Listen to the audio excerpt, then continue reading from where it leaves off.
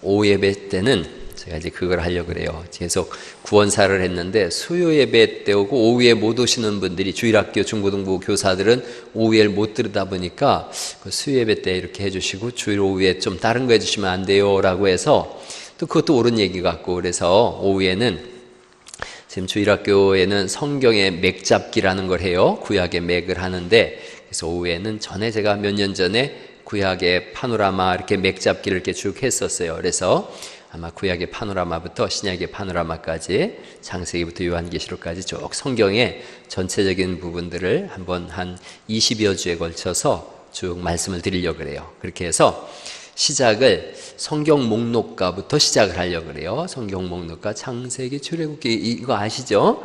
그래서 그것도 불러보고, 또 지금 주일학교에서 하는 그 부분을 한번 할 텐데, 이런 문화가 얼마나 많이 바뀌었는지. 우리는 창세기, 출애굽기, 레위 이렇게 배웠잖아요.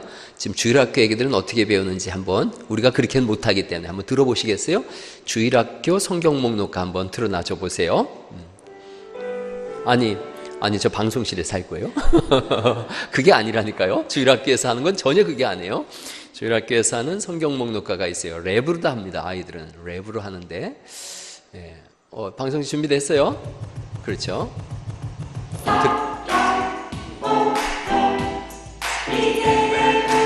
소리 좀 줄여요. 오케이.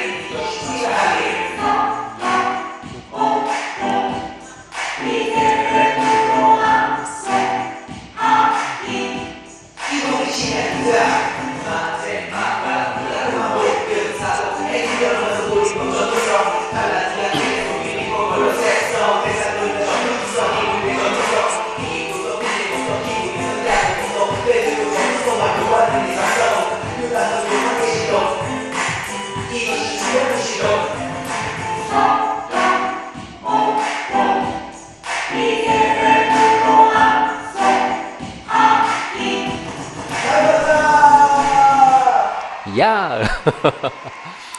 뭐 좀 알아들으시겠어요?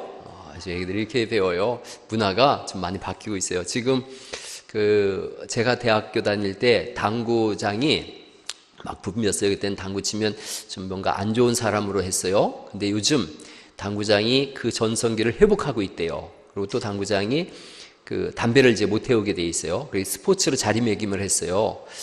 뭐 이렇게 담배 옆에 이렇게 물고서 이랬던 때가 아니에요. 스포츠로 자리매김을 했는데 인식도 바뀐 거죠. 옛날에는 당구장 그러면 그냥 건달들만 있었다 그랬는데 지금 이제 건전한 스포츠가 됐어요. 그러니까 목사가 볼링장 가면 괜찮고 당구장 가면 큰일 나던 그런 시대가 있었는데 지금도 그렇지 않다는 거죠. 랩도 마찬가지예요. 문화가 그렇게 변하는데, 랩에 대해서 좀 거부감이 있었는데 또 들어보니까 우리 교회 애기들이 랩을 또 잘하고, 지난번에 제가 예배 때 랩을 좀 했더니 아주 찬양대에 있던 청년들이 제일 좋아했어요. 애기들이 이렇게 배우는데, 우리는 좀 이제 그래도 우리는 뭐 창세기, 출애굽기 이렇게 하면 곤란하니까 한번 성경 목록가 예배 때마다 한 번씩 불러보려고 그래요. 그래서 성경 어떻게 구분되는지 같이 한번 불러보시죠. 창세기. 손뼉 치면서 한번 해봐요. 창세기, 출애굽기, 레위기, 민수기, 신명기, 여호수아, 사사기, 룻기, 사무엘 상하, 열왕기 상하, 역대 상하, 에스라, 느헤미야, 에스더, 욥기, 시편, 잠언, 전도서, 아가, 이사야, 예레미야, 에가, 에스겔, 다니엘, 호세아, 요엘, 아모스, 오바댜, 요나, 미가, 나움, 하박국, 스바냐, 학개, 스가랴, 말라기, 마태, 마가, 누가, 요한, 사도행전, 로마서, 고린도, 전후, 갈라디아서, 에베소서, 빌립보, 골로새, 데살로니가, 전후서, 디모데, 전후, 디도서, 필레몬, 히브리, 야고보, 베드로, 전후, 요한 1, 2, 3, 유다서, 요한, 계시록, 구약 39권에다 신약 27권으로 성경 66권이라. 할렐루야. 이제 한번 제가 나중에 앙케이트 조사를 해서 아까 창세기, 출애굽기 이게 좋다고 하는 것이 맞으면 그거 한번 해보고 또 이렇게 해보고 그렇게 하죠. 여러분, 여기서 끝나질 않아요. 그 성경 목록가는 외웠는데 창세기 그러면 주제가 뭘까?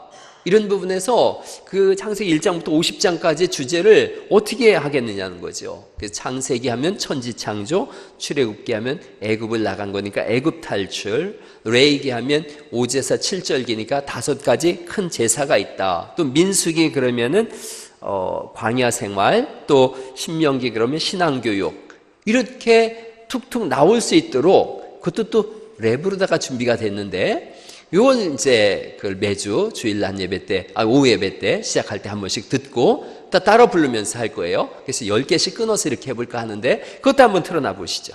한번 들어보세요. 예. 이렇게 되는 거예요.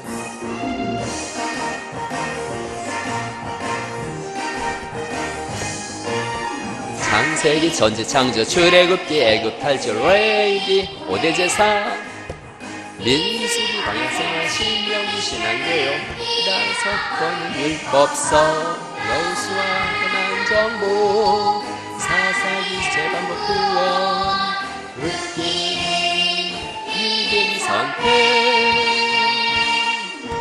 사무엘서 왕정시장, 남매라, 나이튼 시험,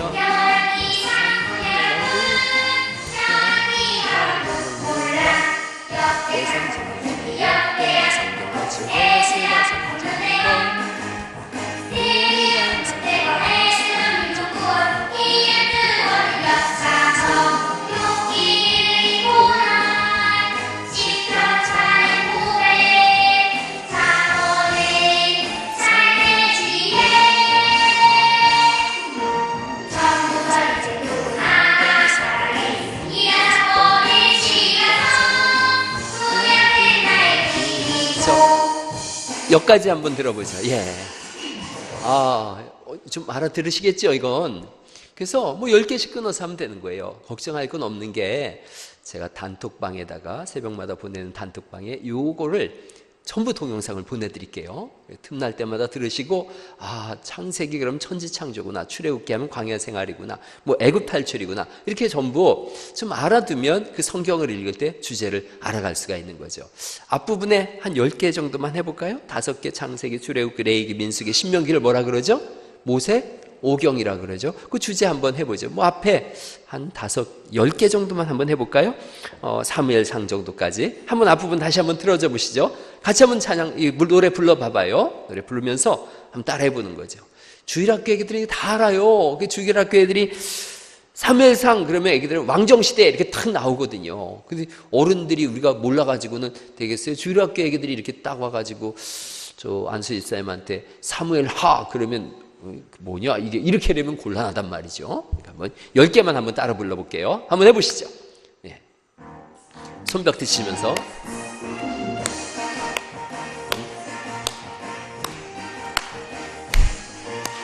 창세기, 천지창조, 출애굽기, 애굽 탈출, 레위기, 5대 제사, 민수기, 광야생활, 신명기, 창세기, 5권은 율법서. 여기까지.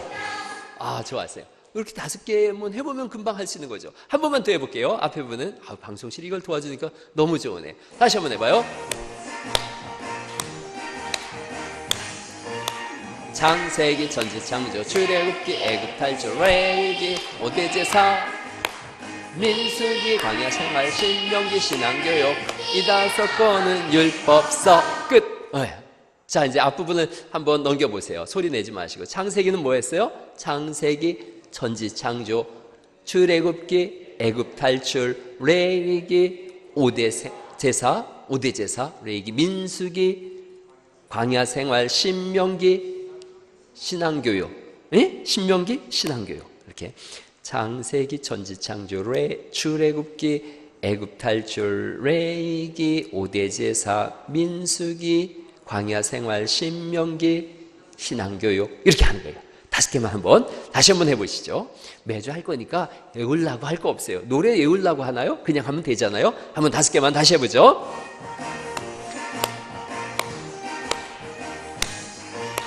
창세기, 천지창조, 출애굽기, 애굽 탈출, 레위기, 5대 제사, 민수기, 광야 생활, 신명기, 신앙교육 이 5권은 율법서. 잘하셨어요. 이제 이렇게 해서 이걸 배웠으니까 이제 성경이 어떻게 구성되는지를 제가 이 시간에 창세기부터 계시록까지 각 주제별을 쭉 공부해 나가면서 함께 성경이 어떻게 구조가 되어졌는지 그 부분들을 좀 말씀드리려고 그래요. 여러분 성경에 대해서 한번 베드로후서를 한번 찾아보시겠어요? 베드로후서 1장 12절 말씀부터입니다. 베드로후서 1장 12절 말씀부터 한번 찾아보시죠.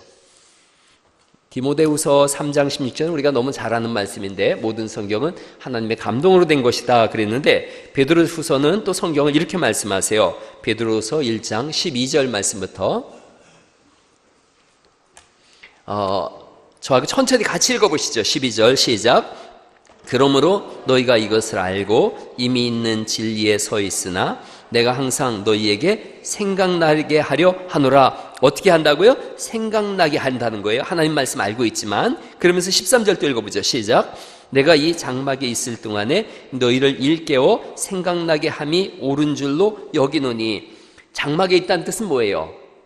베드로가 아직 살아있다는 뜻이에요. 내가 살아있는 동안에 너희를 일깨워서 자꾸 하나님 말씀을 생각나게 하는 것이 옳은 줄로 나는 여긴다. 이렇게 말씀하고 있고 14절도 읽어보죠. 시작. 이는 우리 주 예수 그리스도께서 내게 지시하신 것과 같이 나도 나의 장막을 벗어날 것이 임박한 줄을 알미라. 그러니까 죽을 날이 가까웠으니 다시 한번 성경을 가르치고 또 생각나게 하겠다. 이렇게 말씀하는 거예요. 15절 말씀 또 읽어보죠. 시작. 내가 힘써 너희로 하여금 내가 떠난 후에라도 어느 때나 이런 것을 생각나게 하려 하노라. 지금 계속해서 반복되는 말씀이 뭐죠? 생각나게 하려 하는 거예요. 그러니까 성경 말씀을 여러분이 들었잖아요.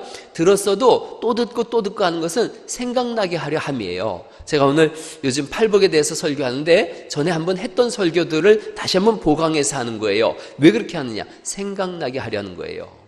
여러분 오래전에 저한테 집사님 한 분이 물었어요. 작년인가 재작년에 물었는데 심령이 가난한 자는 복이 있나니라고 했는데 그게 뭐였는지 들었는데 잊어버렸다는 거예요. 그래서 가난한 건 그때 우리가 가난한 것과 다르다고 들었는데 어떤 거였느냐고. 그래서 제가 말씀드렸죠. 가난은 결핍된 것, 결여된 것이다. 장애를 가지고 있어서 성전에 들어갈 수 없었는데 주님이 오심으로 인해서 완전하게 되어져서 성전에 들어가겠다. 그랬더니 그렇죠. 생각나는 거예요. 심령이 가난한 자, 또 애통하는 자도 마찬가지죠. 우리는 애통하는 자라 그랬어요. 그래서 애통하면 회당장이 와서 모든 사람들 중에 슬퍼하는 모든 사람들을 하나님이 위로하시되 특별히 이 남편을 잃고 자녀를 잃은 이 영혼을 위로해 주기를 원합니다 라는 게 애통하는 자를 향한 하나님의 위로다. 그렇게 말씀드렸어요. 지난주에 온유한 자에 대한 말씀드렸어요. 온유는 마음을 부드럽게 하고 참는 거다 이런 뜻이 아니라 하나님의 일하심, 하나님의 섭리를 믿고 견디고 이겨나가는 것, 그게 온유라 그랬죠. 그러면 땅을 기업으로 얻을 거다. 의에 줄이고 목마른 자도 마찬가지라 그랬어요. 우리는 의에 줄이고 목마른 자들인데 주님이 오심으로 인하여 배부르게 의로움으로 채워주고 생수의 강이 흘러넘치게 한다. 자꾸 생각나게 하려는 것이죠. 16절 말씀 또 읽어보시죠. 16절 시작. 우리 주 예수 그리스도의 능력과 강림하심을 너희에게 알게 한 것이 교묘히 만든 이야기를 따른 것이 아니요 우리는 그의 크신 위엄을 친히 본 자라. 이렇게 말씀하세요. 그러니까 그리스도의 능력과 강림하심, 예수 그리스도께서 이 땅에 오셨음과 부활하심, 그걸 능력이라 그래요. 부활의 능력이라고 말씀하시죠. 부활하심, 그리고 승천하셨어요. 다시 오시는 것, 이것은 그냥 사람들이 만든 신화나 소설 같은 얘기가 아니라는 거죠. 우리는 그의 위엄을, 주님의 강림에 대한 그림자를 친히 본 사람들이라는 거예요. 어디서 봤습니까? 그랬더니 17절 말씀 한번 또 읽어볼까요? 17절 말씀 시작. 지극히 큰 영광 중에서 이러한 소리가 그에게 나기를, 이는 내 사랑하는 아들이요 내 기뻐하는 자라 하실 때에 그가 하나님 아버지께 존귀와 영광을 받으셨느니라 라고 하는 말씀이에요. 마태복음 13장에서 예수님께서 변화산에 올라가셨죠. 베드로, 안드레, 야고보와 함께 높은 산에 올라가셨을 때 호련히 변화되시잖아요. 호련히 변화돼서 막 사람이 빨래할 수 없는 정도로 다 희게 옷이 휘어졌다 그랬고 몸에 광채가 확 나셨어요. 그리고 등을 들어보니까 엘리야와 모세와 더불어 말씀을 나누시는 거예요. 예수님의 십자가 죽으심과 부활에 관한 말씀을 나눈 거죠. 그때 베드로가 막 정신이 하나도 없었던 거죠. 다들 기절한 것 같이 되고 베드로가 막 정신이 없어서 뭐라고 말해요? 내가 여기 초막 셋을 짓겠사오니 하나는 엘리야를 위하여, 하나는 모세를 위하여, 하나는 주를 위하여 초막 셋을 짓고 여기서 살겠습니다. 그랬더니 하늘에서 소리가 나는 거죠. 이는 내 사랑하는 아들이요 내 기뻐하는 자니 너희는 저의 말을 들으라 라고 하심으로 인하여 엘리야와 모세는 사라지고 그리스도 예수님만 보였다라는 것이 마태복음 13장에 있는 말씀이에요. 그때 하늘이 열린 걸 봤다는 거죠. 베드로가 그때 하늘이 열린 걸 봤어요. 하나님 나라를 봤어요. 그러자 그가 말하는 거예요. 하나님 나라를 본 사람으로서 말하는 거예요. 주께는 하늘과 천년 같고 천년이 하루 같은 이 한 가지를 잊지 마라. 나는 하룻밤에 하나님 나라를 봤지만 그 영원한 나라를 봤다는 거죠. 그래서 베드로전서 1장에는 이 사람들이 예수님을 믿는 것 때문에 저 갈라디아로, 본도로, 또 데살로니가로, 터키 지역 사방으로 흩어진 나그네가 됐는데 그들이 흩어져서 어떻게 했느냐? 양떼와 염소 사이에 유리하는 자가 됐다는 거예요. 그 얘기는, 그 말씀은 양떼들 사이에 숨어 지냈다는 거예요. 예수 믿는 것 때문에 죽인다고 하니까 고향 산천을 다 버리고 타국 땅 터키까지 가서 양을 치는 사람이 됐는데 신고가 들어오는 거예요. 저기 예수 믿는 자들이 있다. 로마 군인이 칼을 가지고 창을 가지고 오니까 양의 가죽을 뒤집어 쓰고서 숨어 있었던 거예요. 그게 양들 가운데 유리하는 자예요.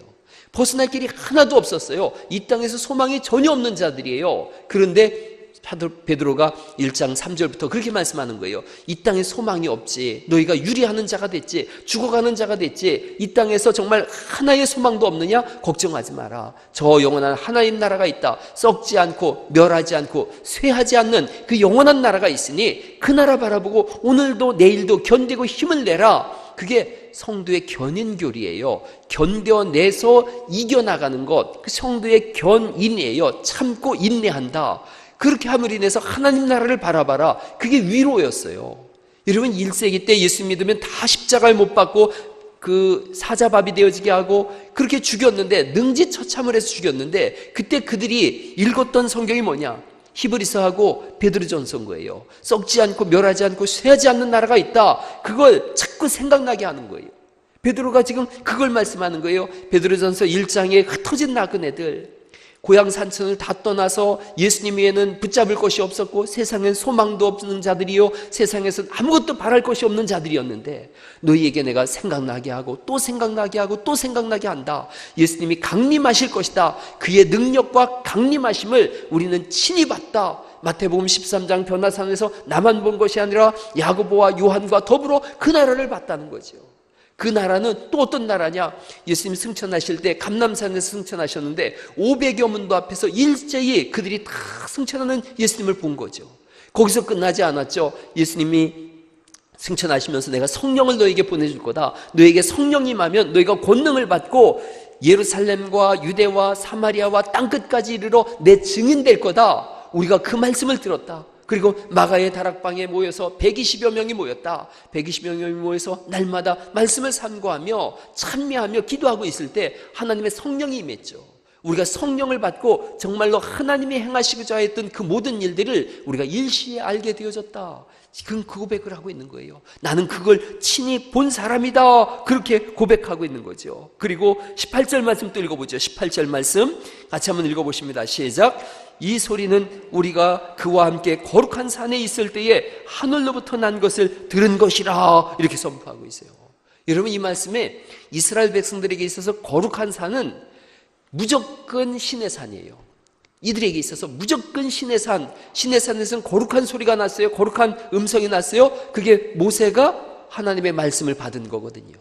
그런데 지금 베드로가 높은 산에서 그 음성을 들은 거예요. 하늘부터 나는 음성을 들은 거예요. 하나님의 음성을 들은 거예요. 그림이 이렇게 바뀌어져요. 구약에는 신의 산에서 모세가 높은 산에 올라가서 하나님의 말씀을 받아가지고 왔어요. 그게 율법이에요. 그 십계명이에요. 신약으로 넘어왔어요. 신약에 사는 감람산이에요. 감람산에서 예수님께서 제자들이 나온지라 입을 열어 가르쳐 가라사대, 그래서 팔복을 선포하는 거예요.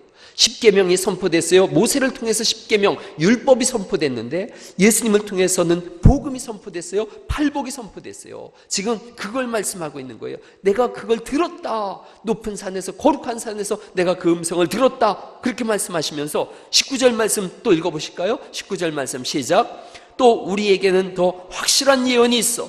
어두운 데를 비추는 등불과 같으니 날이 새어 샛별이 너희 마음에 떠오르기까지 너희가 이것을 주의한 것이 옳으니라. 이렇게 말씀하세요. 우리에게는 더 확실한 예언이 있대요. 그게 뭐냐? 그게 성경 말씀이에요. 우리에게는 확실한 성경 말씀이 있어서 어두운 데를 비추는 등불과 같다.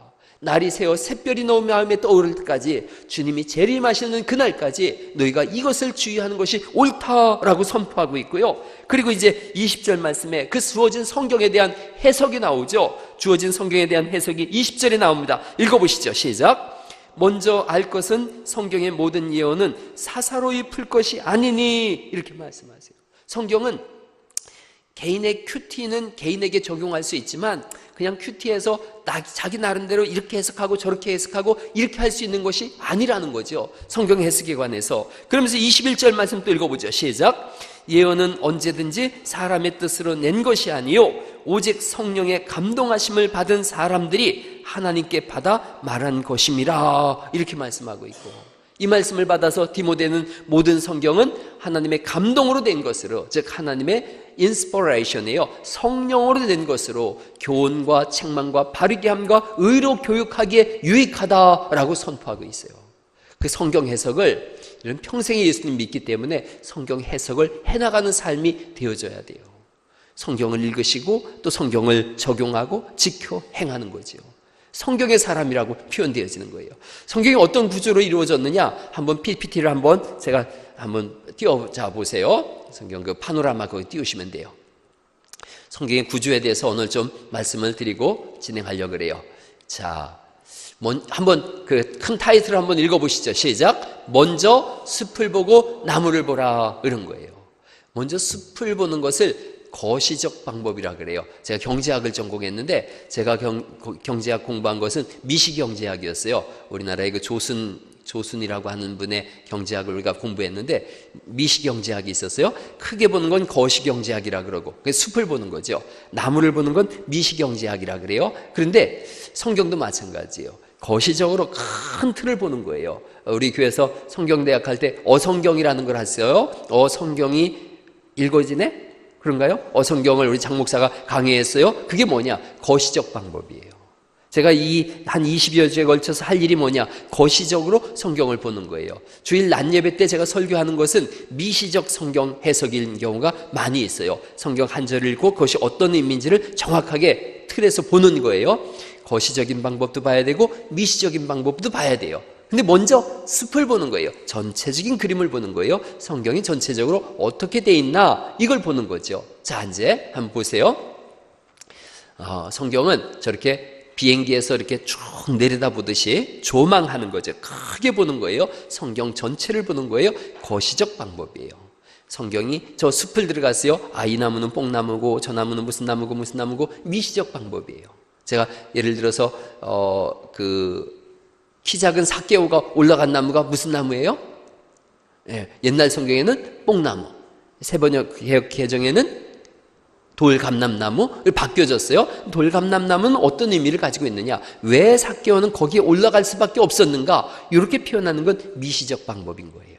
자, 이제 또 성경을 더 이렇게 보시면은 성경은 전체적인 줄거리들이 쭉 진행되어져 있어요. 그래서 한번 창세기, 출애굽기, 레위기, 민수기, 신명기 이렇게 한번 해보세요. 시작. 창세기, 출애굽기, 레위기, 민수기, 신명기. 이걸 모세가 썼다 그래서 모세오경이라고도 하고 또 율법서라 그래서 토라 한번 해보세요. 토라. 토라는 아니고 토라. 다시 한번 해보세요. 시작. 토라. 이게 기초석이에요. 기초를 쌓는 거예요. 집을 질 때 맨 밑에 기초가 있잖아요. 이 모세오경이 성경의 기초가 되어져요. 그럼 이제 기둥도 세워지고 뭐 이렇게 하겠지요. 그런 부분들을 쭉 한번 이제 차근차근 알아가 볼 거예요. 전체적인 줄거리들이 있어요. 자, 성경에 대한 기초적인 상식도 있어요. 구약은 영어로다가는 이렇게 한번 멋있게 한번 영어 선생님이 누가 있나? 한번 해보세요. Old Testament. 예. 이게 제가 곧 중학교 때 영어 배울 때는 Old Testament 이렇게 배웠거든요. 근데 나중에 외국에 나가서 외국 사람한테 발음을 했더니 Old Testament를 내가 안다 그랬더니 그 사람이 모르더라고요. 그게 뭔지를. 그래서 Old Testament 이렇게 얘기를 하더라고요. Old Testament. 옛날 테스터먼트는 약속이란 뜻이에요. 이렇게 체결된 약속, 그걸 테스터먼트라 그래요. 올드 테스터먼트라 그래요. 올드 이렇게 우리는 3927 이렇게 외웠는데 서양 사람들은 이렇게 해요. 올드니까 스펠링이 3개고 테스터먼트가 9개니까 구약은 39권이다 이렇게 외운 거예요. 어쨌든 뭐 우리는 3927 이렇게 외우죠. 구약은 몇 권이라고요? 39권이에요. 구약은 39권이고 신약은 27권이에요. 예, 구약은 39권이고 신약은 27권. 그래서 합쳐서 몇 권이에요? 신구약 합쳐서 66권이에요. 근데 그건 이제 전부 아는 거니까 성경을 역사를 영어로 히스토리라 그래요. 히스토리. 근데 어떤 사람이 이렇게 재밌게 썼어요. 히스, 그의 이야기다. 이렇게 해석을 했어요. 그 괜찮은 표현인 것 같아요. 그의 이야기, 하나님의 이야기라는 거죠. 예수 그리스도의 사건이라는 거예요. 근데 저는 이야기라는 표현보다는 말씀이라고 하는 표현이 훨씬 좋아요. 우리나라에서 참 잘 만든 그 성경 해석이 그거예요. 하느님이에요, 하나님이에요. 천주교는 뭐라 그래요? 하느님이라 그래요. 우리는 하나님이라 그래요. 하나에는 서수이기 때문에 이 숫자에는 님자를 못 붙이거든요. 그런데 하나님 이렇게 붙임으로 인해서 성경의 하나님을 표현하려고 하는 노력과 애씀이 있었어요. 또 하나는 그 태초에 말씀이 계시니라 이 말씀이 하나님과 함께 계셨으니라고 하는 요한복음 1장 1절에 있는 말씀을 처음에 우리나라에 성경변서라고 그래요. 처음에 번역된 게 성경변서 이렇게 돼 있는데 성경변서에는 태초에 도가 있으니라 이렇게 표현됐어요. 도 그러니까 쉽게 얘기가 된 거예요. 히브리어 성경에는 헬라어 성경은 태초에 로고스가 있었다 이렇게 말씀하세요. 로고스는 철학적인 개념에서의 도와 같은 거예요. 그리고 또 우리나라적 개념에서의 도가 있으니라 이렇게 했어요. 그래서 그런가 뭐 서울에서 지하철 타면 사람들이 와서 도를 하십니까? 그런다면서요? 그런데 개념이 많이 다른 거죠. 성경에 쓰인 용례와 세상에 쓰인 용례는 전혀 개념이 달라요. 여러분 이쪽은 원불교 지역이 강하잖아요. 원불교들도 그 먼 날 되면은 이렇게 크게 원광대 앞에 써놓은 거 있어요. 모든 것이 다 뭐라고 써놨는지 못 읽으셨어요? 모든 것이 다 은혜입니다. 이렇게 써놨어요. 모든 것이 다 은혜입니다. 그거 보고 은혜 받으시면 안 돼요. 그들이 말하는 은혜와 성경이 말씀하시는 은혜는 전혀 다른 거예요. 아까 오전에 제가 말씀드렸죠. 세상이 말하는 의와 성경이 말씀하는 의가 다르고 세상이 말하는 온유와 성경이 말씀하시는 온유는 사용법이 전혀 다른 거예요. 그런 개념에서 이야기라고 표현하는 것보다는 말씀이라고 도를 말씀으로 번역한 것은 참 좋은 것 같아요. 우리는 어른들이 하는 것을 뭐라 그래요? 말씀이라 그러잖아요. 어른들이 하는 이야기를 말씀이라 그러고 그냥 그래서 베드로가 말했다 그 말인 거죠. 예수님이 말씀하셨다 이렇게 하는 거죠. 그런 개념에서 이건 참 좋은 표현이다 생각이 들어져요. 교회 안에서도 그런 용례들이 이제 자꾸 바뀌어가고 있다 그랬죠. 성가대 그 모든 종교에서 부르는 노래를 다 성가라 그래요. 천주교든 원불교든 요즘은 원불교 원음방송 들어보셔요? 저는 원음방송 가끔 이렇게 들어보면 대종사 말씀하시기를 그러면서 얼마나 그 성우가 아름답고 깨끗한 목소리로 하는지 가끔 듣다 보면 그 목소리에 은혜 받는다니까요. 대종사 말씀하시기를, 그러면서 마음에 악이 차면 깨어질 것이요 선이 차면 그것이 뭐 이렇게 얘기를 하는데, 목사님들이 할렐루야 뭐 이러면서 하면은 이게 너무 좀 대조가 되는 그런 느낌을 제가 많이 받는데, 교회 안에서도 성가대, 모든 종류의 노래는, 종교적 음악은 다 성가라고 불러요. 그런데 교회는 찬양대라고 하는 것이 옳다는 거죠. 하나님을 높이는 거니까요. 그런 개념에서 자꾸 좀 말이, 언어가 바뀌어가는 것이 좋습니다. 또 이런 것도 있어요. 예수가 이렇게 표현하는 것이 저는 굉장히 기분이 안 좋아요. 예수님이라고 하는 것이죠. 성령이, 이것도 저는 안 좋아요. 성령님. 왜냐하면 인격 대 인격이잖아요. 이 성령님이 인격이신데 자꾸 우리는 성령이 말씀하시기를 이렇게 나가면 안 된다. 성령님, 예수님, 하나님.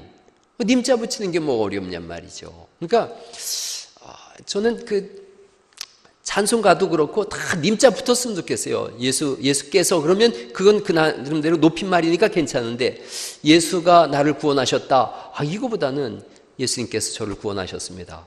저는 그렇게 썼으면 좋겠어요. 이게 번역이 넘어오다 보니까 님자와 경어가 자꾸 빠져서 그런데, 우리끼리라도 말할 때 예수님께서, 성령님 말씀하시기를 이렇게 하는, 그러면 좋겠다 생각이 들어져요. 어쨌든 그의 이야기, 예수님의 말씀에 대한 사건이 성경에 관한 말씀이에요. 더 이제 또 보죠. 성경의 역사를 이렇게 보면요, 요거를 오늘 여기까지만 좀 잘 생각하셔야 돼요. 창세기부터 에스더까지가 구약의 역사예요. 다시요. 창세기부터 어디까지요? 에스더까지가 구약의 역사예요. 에스더, 그 다음에 느헤미야, 에스라, 느헤미야, 욥기, 시편, 잠언, 전도서, 여기는 역사가 아니에요. 다시요. 역사는 어디까지냐? 창세기부터 에스더까지가 구약의 역사예요. 그리고 이제 역사가 또 신약으로 넘어오면 마태복음부터가 또 이렇게 역사가 되어져요. 그러면 욥기, 시편, 잠언, 전도서는 뭐냐? 그런 부분은 이제 차츰 제가 말씀드려 갈 거예요. 오늘 꼭 한 가지 기억하는 것은, 역사는 어디까지라는 거예요? 창세기부터 에스더까지가 인류 문명의 역사예요. 성경의 역사예요. 그 다음에는 시가서로도 하고 예언서, 대전서, 소선지서 이렇게 또 나가는 거예요. 어쨌든 창세기부터 에스더까지가 역사다라는 것을 오늘 우리가 한 가지를 더 기억을 해주시고, 조금 더 이렇게 보시면 이거 참 성경이 굉장히 의미가 있어요. 성경은 40여 명을 통해서 쓰게 하셨어요. 쓰신 분은 하나님이세요. 우리가 디모데후서 3장 16절 말씀을 꼭 기억하셔야 돼요. 모든 성경은 하나님의 감동으로 된 것으로. 그러니까 성경의 저자가 누구라는 거예요? 성령님이세요. 성경의 저자는 하나님이세요. 하나님이 쓰셨어요. 그런데 누굴 통해서 쓰셨느냐? 각 시대마다 어떤 사람을 통해서 쓰게 하셨어요. 그건 굉장히 중요한 의미가 있어요. 그 시대에 사는 사람을 통해서 쓰시면 그 시대 사람은 잘 알아듣거든요. 제가 이 시대에 여러분하고 문화가 같으니까 제가 하는 말을 여러분이 잘 알아듣죠. 한 6, 7년 전부터 제가 주일학교 설교를 못 들어가겠더라고요. 저는 제일 큰 장점이 주일학교 설교였는데, 그 어른이 돼서도 작년부 때도 주일학교 설교를 하고 그랬는데, 6, 7년쯤 전에 제가 주일학교를 들어가서 설교를 하는데, 이게 서로 이 문화가 틀린 거예요. 저는 신나게 아주 이거 너무너무 재밌어서 배를 잡고 웃기는 얘기도 하고 애기들한테 들려줬는데 맹숭맹숭한 거예요. 그래서 이게 벌써 문화가 틀리고 나이가 틀리고 이게 문화 충격을 받는구나 그랬어요. 지금 뭐 저하고 여러분이 문화가 같아요. 그러니까 하는 얘기가 쉬워지는 거죠. 어디까지 같으냐? 제가 아직은 고등학생들까지는 문화를 제가 공유하고 있어요. 그런데 하나님은 그 시대 속에 그 사람을 통해서 그 말씀을 쓰게 하시는 거예요. 그럼 목사는 어떤 일을 하는 거냐? 2000년 전에 베드로를 통해서 그 말씀을 주셨어요. 베드로에게 쓰게 하셨어요. 2000년이라고 하는 시간이 있잖아요. 그래서 목사가 하는 일은 이거예요. 2000년 전에 어떤 상황 속에서 그 말씀을 쓰게 하셨는지를 보고 2000년을 격해서 오늘날 그러면 그 말씀이 현대를 사는 우리에게는 어떻게 살며 어떤 의미로 다가와야 하는가, 이것을 다리를 놓는 일을 목사가 하는 거예요. 그러니까 꾸준히 그 당시의 문화를 연구해야 될 책임이 있어요. 왜 그 말씀을 주셨는지에 대한 그 정확한 의미를 알아야 되는 공부가 목사에게 필요해요. 그리고 오늘날의 문화도 알아야 돼요. 그래서 저는 열심히 일반 서적을 읽는 이유가 그런 개념이 있어요. 여러분, 저 극한직업이라는 영화를 봤어요. 제가 극한직업이라는 영화를 교회 집사님 2분하고 저하고 셋이, 남자 셋이 쪼르륵 가가지고 봤거든요. 봤는데 저하고 이제 두세 살밖에 차이 안 나는, 4살, 정확하게는 5살 차이 나는 집사님하고, 또 저보다 몇 살이더라? 한 9살, 10살 정도 차이 나는, 13살쯤 차이 나는 집사님하고 셋이 이렇게 나란히 가서 봤어요. 극한직업을 보면서, 여기 저랑 그 영화를 본 분이 계신데 제가 땀을 뻘뻘 흘리면서 웃었어요. 이유는 저보다 5살 어린 이 집사님은 아주 해피한 분이에요. 그래서 나는 별로 안 웃긴데 이분은 막 웃어요. 하고 막 웃었어요. 그런데 저는 이제 가운데 앉았거든요. 여기 증인이 있으니까 제가 그대로 얘기할게요. 집사님 맨 끝에 앉고 제가 가운데 앉고, 저보다 14살 많은 집사님 여기 앉았는데 그 옆에 50대 후반의 아줌마가 앉았어요. 처음 보는 아줌마인데 그 아줌마도 왜 왔는지는 잘 모르겠어요. 막 그 휴대폰 소리가 울리는데 자기 건지 몰라. 그래가지고 막 사람들이 인상을 쓰니까 또 이렇게 해서 껐어요. 근데 제 옆에 있던 나이 많으신 집사님이 주무시기 시작하셨어요. 그 재미있는데, 그 웃음이 나오는데 주무시는데 고개를 자꾸 그 아줌마 어깨에 닿게 되는 거예요. 그래서 제가 어깨를 이쪽으로 이렇게 끌어내면 또 글럭이 되고, 좀 있다 보니까 코 고는 소리가 나요. 그래서 콧구멍에다, 그거 보셨죠? 제가 콧구멍에 손 넣는 거, 손을 막 넣고 이쪽으로 이렇게 하면 또 이렇게 하면 또 그쪽으로 자고, 그래서 이쪽은 하하하하 웃는 소리와 이쪽은 코 고는 소리 사이에서 제가 불같은 번민을 하면서 그걸 봤어요. 그랬는데 그 영화가 지금 우리나라 역대 순위 중에 3위 안에 드네, 2위 안에 드네 그러죠. 왜 그럴까를 생각해 보는 거예요. 왜 그 단순하게 웃고 끝난 영화거든요. 웃고 나와서 무슨 메시지가 있었던 것도 아니고 감동이 있었던 것도 아니고 그냥 막 웃고 나왔어요. 그리고 끝나고 나왔는데 스트레스가 해소됐어요. 많이 재밌었어요. 제가 웬만해서는 재밌다고 안 하는데 개그 콘서트 같은 걸 봐도 전혀 인상만 쓰고 안 웃는 사람인데 재미가 없어요. 저는 그런 게. 이건 노토 웃음을 터뜨리고 웃었어요. 왜 사람들이 거기 1000만이 넘게 달려갔을까? 오늘날의 사람들이 너무 복잡한 거예요. 머리가 너무 복잡한 거예요. 그러니까 머리 쓰고 싶지가 않은 거예요. 단순하게 그냥 웃고 끝내면 좋겠다. 그래서 그 영화가 그렇게 뜬 거예요. 근데 성경은 그렇지가 않아요. 성경은 얼마나 복잡한지 몰라요. 여러분, 오늘 제가 아침 설교하고서 내심 걱정이 됐어요. 열왕기하 4장, 5장, 6장, 7장, 8장까지를 갔잖아요. 그걸 또 마태복음 5장 6절에 있는 말씀하고 연결을 했잖아요. 그러니 그 말씀을 들으면서 머릿속에 전하면서 이분들이 이거 알아들어야 되는데, 이 복잡한 구조가 되게 복잡한데 어떻게든 쉽게 전하려고 했는데 아무리 해도 성경은 안 쉬워요. 단순하게 웃고 떠드는 즐거움은 세상이 줄 수 있어요. 그러나 복잡한 가운데서도 하나님의 역사를 알아가는 영적인 기쁨을 누릴 수 있기를 간절히 바랍니다. 오후 공부 때 제가 그거 하려고 그래요. 극한 직업은 제가 극한 직업이니까 이걸 얼마나 극한 직업인지 몰라요. 성경 전체를 계속 머릿속에서 아우러서 이걸 성경적인 구조 속에서 신학적인 잣대 위에서 전달을 해야 되니까 극한 직업인 거예요.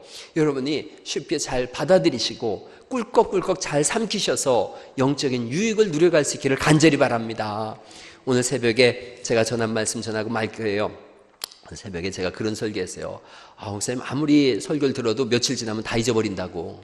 그래서 제가 그런 얘기를 듣고 그분한테 그렇게 대답을 줬거든요. 일주일 전 점심에 뭐 드셨느냐고. 그랬더니 일주일 전에 이해 권사님 일주일 전에, 그러니까 지난주 토요일 날 점심에 뭐 드셨어요? 반찬이 혹시 기억나세요? 안 나죠. 그거 나면 이상한 사람이에요. 그거 육의 양식이 기억 안 나듯이 영의 양식도 기억 안 나요. 그런데 그 음식 먹고 여태까지 살았잖아요. 그죠? 이 말씀 매일같이 먹으면서 사는 거예요. 기억 안 나도 그때 들은 말씀을 가지고 살고 또 살고 또 살고 하는 거예요. 그런데 부흥사나 또는 저도 예수 믿고서 1년쯤 지나서 부흥회했는데 키 작은 목사님이 오셔가지고 오병이어 설교했거든요. 그 기억나요. 왜냐하면 이런 건 거예요. 몇 달 전에 제 지인이 와서 제가 여기 가가지고 아주 맛있는 마밥 사드렸거든요. 그건 기억나요. 특별한 거니까 기억나는 거예요. 그러나 매일처럼 먹는 음식이에요. 그 매일처럼 먹는 음식은 매일 나를 살게 해요. 기억 안 나도 괜찮으니까 열심히 들으세요. 들으시면서 생각하고 또 묵상하고 알아가시고, 오늘 베드로후서에 있는 말씀처럼 생각나게 하고 또 생각나게 해서 하나님 말씀이 여러분을 지배하고 장악하는 삶을 살아갈 수 있기를 간절히 바랍니다. 다음 주 오후부터 계속해서 이 성경을 알아갈 텐데 그 은혜를 사모하시면서 한 주간도 성경을 창세기부터 열심히 읽어가는 그런 은혜가 있기를 간절히 바랍니다.